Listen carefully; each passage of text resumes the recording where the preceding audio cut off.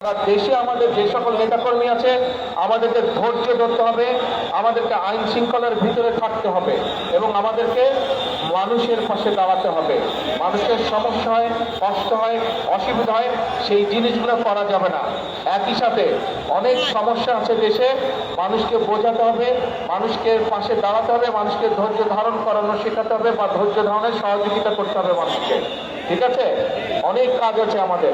এখন প্রথম নম্বর কাজ হচ্ছে, 1 নম্বর কাজ হচ্ছে রাস্তাটা ক্লিয়ার করতে হবে, অফিসে যাতে আমি আসতে পারি।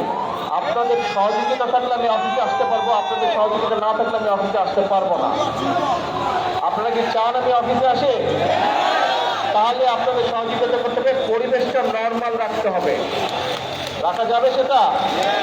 আমি আরো 2-1 দিন আসবো, আমি দেখবো যদি দেখি স্বাভাবিক রেখেছেন তাহলে আমি আসবো, আর যদি দেখি স্বাভাবিক রাখেন না তাহলে কিন্তু এখানে আমার পক্ষে আসা সম্ভব হবে না।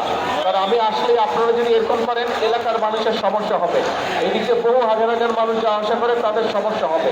কাজে আমরা নিশ্চয়ই দেশের মানুষের সমস্যার কারণ হতে চাই না, তাই তো নাকি? হতে চাই না? হতে চাই না। কিন্তু প্রত্যেকটা নেতাকর্মীকে এই ব্যাপারে